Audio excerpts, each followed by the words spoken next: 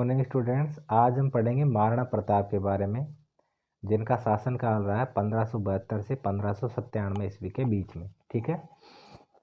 महाराणा प्रताप का जन्म विक्रम संवत 1597 ज्येष्ठ शुक्ल तृतीय रविवार, अर्थात जो अगर हम डेट के हिसाब से देखते हैं अभी वर्तमान में, तो 9 मई 1540 ईस्वी को कुंभलगढ़ दुर्ग के कटारगढ़ में बादल महल में हुआ था। अर्थात ये कुंभलगढ़ है राजसमंद में, और राजसमंद में जो कुंभलगढ़ दुर्ग है उसका एक अलग से एक तरीके से कुंभलगढ़ के दुर्ग में कटारगढ़ बना हुआ है, उसका जो बादल महल है उनमें इनका जन्म हुआ। प्रताप महाराणा उदय सिंह का ज्येष्ठ पुत्र था। उसकी माता का नाम जयवंता बाई, जो पाली नरेश अखेरा सोनगरा की पुत्री थी। और महाराणा प्रताप का बचपन कुंभलगढ़ दुर्ग में व्यतीत हुआ, अर्थात इनका जो बचपन है वो कुंभलगढ़ में ही व्यतीत हुआ। महाराणा प्रताप का विवाह 1557 ईस्वी में अजबदेव पंवार के साथ हुआ। इनकी पत्नी का नाम क्या था? अजबदेव पंवार, जिनसे 16 मार्च 1559 में अमर सिंह का जन्म हुआ, और इनका एक पुत्र हुआ जिनका नाम था अमर सिंह। 16 मार्च 1559 को अमर सिंह का जन्म हुआ। महाराणा प्रताप 32 वर्ष की उम्र में थे तब उनके पिता उदय सिंह की होली के दिन 28 फरवरी 1572 ईस्वी को गोगुंदा में मृत्यु हो गई। अर्थात होली के दिन 28 फरवरी 1572 को जो इनके पिता थे इनकी मृत्यु हो गई। उदय सिंह का गोगुंदा में दाह संस्कार किया गया। यहाँ स्थित महादेव बावड़ी पर 28 फरवरी 1572 को मेवाड़ के सामंतों एवं प्रजा ने प्रताप सिंह का महाराणा के रूप में राज तिलक किया, अर्थात एक नया राजा बना दिया। महाराणा उदय सिंह द्वारा नामित उत्तराधिकारी जगमाल को मेवाड़ के वरिष्ठ सामंतों ने अपदस्थ कर दिया। अर्थात उदय सिंह किसी दूसरे को उत्तराधिकारी बना के गया था जिसका नाम था जगमाल, तो मेवाड़ के जो वरिष्ठ सामंत थे उन्होंने इसको अपदस्थ कर दिया और नया राजा बनाया अपना महाराणा प्रताप को। 1570 में अकबर का नागौर दरबार लगा, जिसमें मेवाड़ के अलावा अधिकतर राजपूतों ने अकबर की अधीनता स्वीकार कर ली। अकबर ने क्या किया कि जो सभी राजपूत राजा थे उनको अपनी अधीनता में लेने के लिए एक दरबार लगाया था, जो नागौर दरबार के नाम से फेमस है। 1570 में लगा था, और लगभग जो सभी राजा थे उन्होंने अधीनता स्वीकार करी थी, लेकिन जो मेवाड़ है उस मेवाड़ के राजाओं ने जो अधीनता है वो स्वीकार नहीं करी, तो मेवाड़ ने अधीनता स्वीकार नहीं करी। अकबर ने प्रताप को अधीनता स्वीकार करवाने के लिए 4 दल भेजे। अर्थात अकबर ने क्या किया कि महाराणा प्रताप अकबर की अधीनता स्वीकार कर ले, उसके लिए उसने क्या किए 4 दल भेजे, अर्थात 4 अलग अलग जो एक तरीके से लोग भेजे। तो पहली बार भेजा जलाल खां को, जिसको नवंबर 1572 ईस्वी में प्रताप के पास भेजा। दूसरी बार जून 1573 में मान सिंह, जो आमेर के शासक है, उनको भेजा।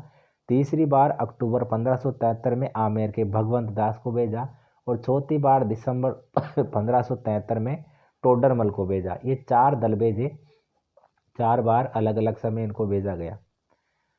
ये चारों शिष्टमंडल प्रताप को समझाने में असफल रहे, और अकबर ने प्रताप को युद्ध में बंदी बनाने की योजना बनाई। अर्थात ये जो 4 दल भेजे थे अधीनता स्वीकार करने के लिए, ये असफल हो गए, तो फिर युद्ध की योजना बनाई गई। बंदी बनाने की योजना अजमेर में स्थित किले में बनाई गई थी, जिसमें आज संग्रहालय स्थित है, तथा अंग्रेजों के समय का शस्त्रागार होने के कारण इसे मैगजीन भी कहते हैं। अर्थात जो मैगजीन दुर्ग था उसमें अकबर ने ये योजना बनाई कि जो महाराणा प्रताप है उसको युद्ध के द्वारा बंदी बना लिया जाए। अकबर ने मान सिंह को इस युद्ध का मुख्य सेनापति बनाया, तथा मान सिंह का सहयोगी आसफ खां को नियुक्त किया गया। जो आमेर के राजा थे, आमेर के शासक थे मान सिंह, उनको इस युद्ध में मुख्य सेनापति बनाया गया अकबर का, और सहयोगी के रूप में आसफ खां को भेजा गया। मान सिंह 3 अप्रैल 1576 को शाही सेना लेकर अजमेर से रवाना हुआ, और उसने पहला पड़ाव मांडलगढ़ में डाला। मांडलगढ़ भीलवाड़ा में पड़ता है, तो जो भीलवाड़ा है वहाँ पर मांडलगढ़ में इन्होंने पहला अपना पड़ाव डाला। 2 माह तक वहीं पर रहा, और उसके बाद वह आगे नाथ द्वारा से लगे खमनोर के मोलेला नामक गांव के पास अपना पड़ाव डाला। अर्थात खमनोर में, राजसमंद में खमनोर है, और खमनोर के पास खमनोर में मोलेला गांव है, जो मोलेला गांव में इन्होंने डेरा डाला। उधर इस शाही सेना के आगमन की सूचना महाराणा प्रताप को मिल गई थी।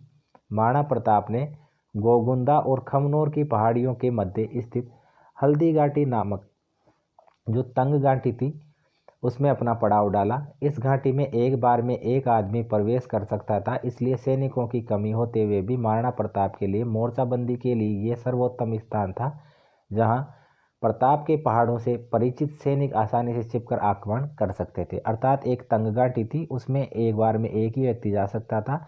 तो वहां पर जो महाराणा प्रताप के सैनिक थे उन्होंने पड़ाव डाला ताकि वो उन जो पहाड़ी क्षेत्र थे उनसे परिचित थे, तो आसानी से वो छुप कर क्या कर सकते हैं, आक्रमण कर सकते हैं। वहीं मुगल सैनिक भटक कर मेवाड़ के सैनिकों से टकराकर या भूखे प्यासे मरकर जीवन गंवा सकते थे। अंत में दोनों सेनाएं 18 जून 1576 ईस्वी को प्रातःकाल युद्ध भेरी के साथ आमने सामने हुई। अर्थात 18 जून 1576 को ये युद्ध शुरू हो गया। राजपूतों ने मुगलों पर पहला बार इतना आक्रामक किया कि मुगल सैनिक चारों ओर जान बचाकर भागे। इस प्रथम चरण के युद्ध में हकीम कासूरी का नेतृत्व सफल रहा। जो महाराणा प्रताप उनकी तरफ से सेनापति थे हकीम कासूरी, उन्होंने नेतृत्व किया था।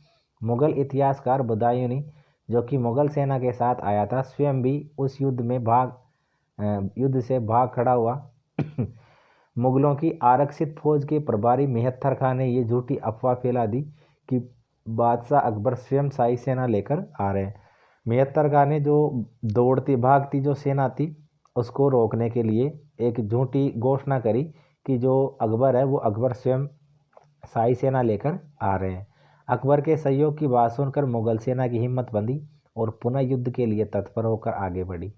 राजपूत भी पहले मोर्चे में सफल होने के बाद बनास नदी के किनारे वाले मैदान में, जिसे रक्तताल या रक्ततलाई कहते हैं, में आ जमे। इस युद्ध में राणा की ओर से पूर्णा व रामप्रसाद हाथी और मुगलों की ओर से गजमुक्त और गजराज के मध्य युद्ध हुआ। जो महाराणा प्रताप थे उनके हाथी का नाम रामप्रसाद था और पूर्णा था, और मुगलों की तरफ जो हाथी थे उनका नाम गजमुक्त व गजराज था। इनके बीच में युद्ध हुआ। रामप्रसाद हाथी के महावत के मारे जाने के कारण रामप्रसाद हाथी मुगलों के हाथ लग गया। रामप्रसाद हाथी अकबर के लिए बड़े महत्व का था, जिसका नाम अकबर ने पीर प्रसाद कर दिया। अकबर ने क्या कर दिया कि रामप्रसाद हाथी को अपने अधिकार में ले लिया और रामप्रसाद हाथी का नाम बदलकर पीर प्रसाद कर दिया। महाराणा प्रताप की नज़र मुगल सेना के सेनापति मानसिंह पर पड़ी। स्वामी भक्त घोड़े चेतक ने स्वामी का संकेत समझकर अपने कदम उस ओर बढ़ाए जिधर मुगल सेनापति मानसिंह मर्दाना नामक हाथी पर बैठा हुआ था। चेतक ने अपने पैर हाथी के सिर पर टिका दिए। महाराणा प्रताप ने अपने भाले का भरपूर प्रहार मानसिंह पर किया, परंतु मानसिंह होदे में छिप गया और उसके पीछे बैठा अंगरक्षक मारा गया। वह होदे की छतरी का एक खंभा टूट गया। इसी समय हाथी की सूंड में बंधी हुई जहरीले खंजर से चेतक की टांग कट गई। अर्थात एक जहरीला खंजर लगा हुआ था हाथी के सूंड में, तो उससे चेतक का जो पैर था, जो टांग थी, वो कट गई। उसी समय मुगलों की शाही सेना प्रताप को चारों ओर से घेर लिया। बड़ी सादड़ी का झाला मन्ना सेना को चीरते हुए राणा के पास पहुंचा और महाराणा से निवेदन किया कि आप राज चिन्ह उतार कर मुझे दे दीजिए और आप इस समय युद्ध के मैदान से चले जाइए, इसी में मेवाड़ की भलाई है। चेतक के घायल होने की स्थिति को देखकर राणा ने वैसा ही किया। राज चिन्ह के बदलते ही सैकड़ों तलवारें झाला मन्ना पर टूट पड़ी। झाला मन्ना इन प्रहारों का भरपूर सामना करते हुए वीरगति को प्राप्त हुआ। अर्थात जो राज चिन्ह थे वो झाला मन्ना ने ले लिए और जो सभी मुगलों की जो सेना थी उसने जो महाराणा प्रताप है वो समझा और झाला मन्ना पर टूट पड़े। महाराणा प्रताप का स्वामी भक्त घोड़ा चेतक बलीचा गांव में स्थित एक छोटा नाला पार करते हुए परलोक सिधार गया। जो चेतक था वो चेतक एक नाले से कूदा जो बलीचा गांव में था और वहीं पर उसकी मृत्यु हो गई। इसी जगह बलीचा गांव में चेतक की छतरी बनी हुई है। महाराणा प्रताप जो कभी किसी परिस्थिति में नहीं रोए, परंतु चेतक की मृत्यु पर उनकी आंखों में आंसू निकल पड़े। उसी समय ओ नीला घोड़ारा असवार शब्द राणा ने सुने। प्रताप ने सिर उठाकर देखा तो सामने उसके भाई शक्ति सिंह को पाया। शक्ति सिंह ने अपनी करनी पर लज्जित होकर बड़े भाई के चरण पकड़कर क्षमा याचना की। जो शक्ति सिंह था वो अकबर से जा मिला था और खुद शासन चाहता था, तो वो अकबर से जा मिला था, लेकिन उसकी जो करनी थी उस पर वो लज्जित हुआ और फिर आकर उसने माफ़ी मांगी। महाराणा प्रताप ने उसे गले लगा लिया और क्षमा कर दिया। इसकी जानकारी हमें अमर काव्य वंशावली ग्रंथ व राज प्रशस्ति से मिलती है, जिसकी रचना संस्कृत भाषा में रणछोड़ भट्ट नामक विद्वान ने की थी। कुछ इतिहासकारों ने इसे परिणाम विहीन अथवा अनिर्णित युद्ध की संज्ञा दी है। परिणाम की समीक्षा हेतु निम्नलिखित आधार विवेचित है। पहला, उद्देश्यगत। अकबर का उद्देश्य महाराणा को जीवित पकड़कर मुगल दरबार में खड़ा करना अथवा मार देना था, या फिर उसका संपूर्ण राज्य अपने साम्राज्य में मिला देना था, लेकिन अकबर इन उद्देश्यों में विफल हुआ।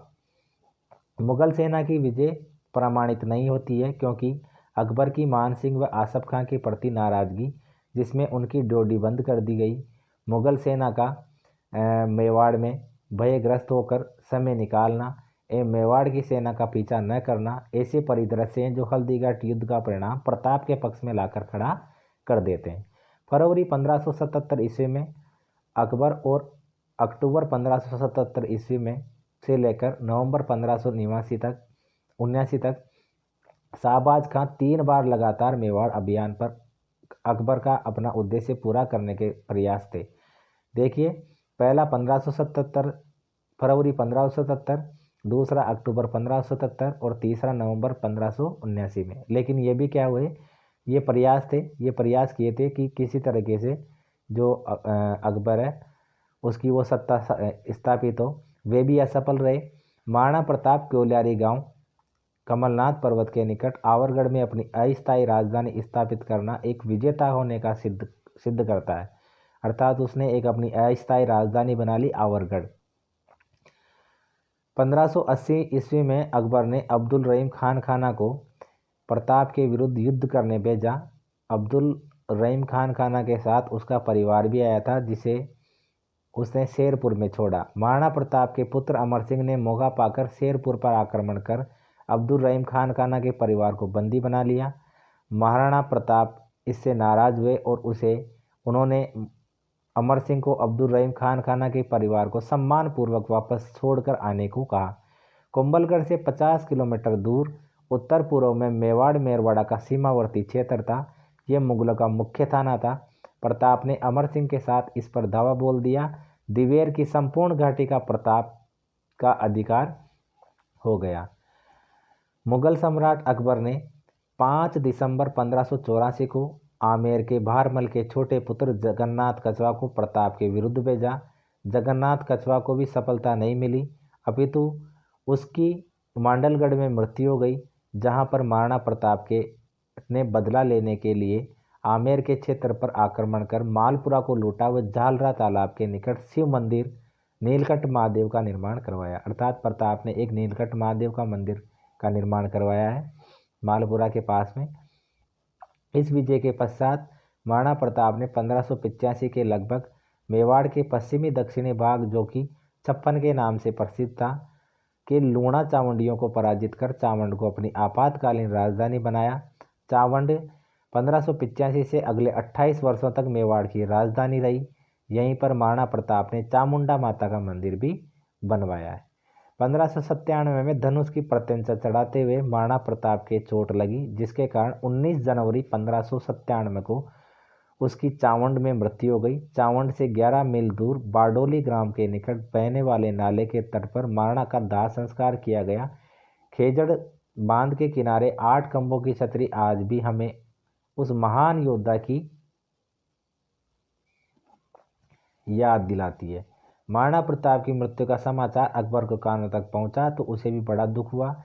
इस स्थिति का वर्णन अकबर के दरबार में उपस्थित दुर्साहाड़ा ने इस प्रकार किया कि अस ले गयो अणदाग पाग ले गयो अणनामी गलोद राण जीती गयो दसन मूंद रसना उसी निसास मूक मरिया नयन तो मृत सा प्रताप सी। आशय यह था कि राणा प्रताप तेरी मृत्यु पर बादशाह ने दांत में जीभ दबाई और निश्वास से आंसू टपकाए, क्योंकि तूने अपने घोड़े को नहीं दगवाया और अपनी पगड़ी को किसी के सामने नहीं झुकाया। वास्तव में तू सब तरह से जीत गया। विदेशी इतिहासकार कर्नल जेम्स टोड ने हल्दीघाटी को मेवाड़ की थर्मोपल्ली और दिवेर को मेवाड़ का मैराथन कहा है। ये जो दो युद्ध हुए हैं इनको कर्नल टोड ने, जो हल्दीघाटी का युद्ध है इसे तो मेवाड़ की थर्मोपल्ली कहा है, और जो दिवेर का युद्ध हुआ इसे मेवाड़ का मैराथन कहा है। ठीक है, अब चंद्रसेन को हम कल पढ़ेंगे।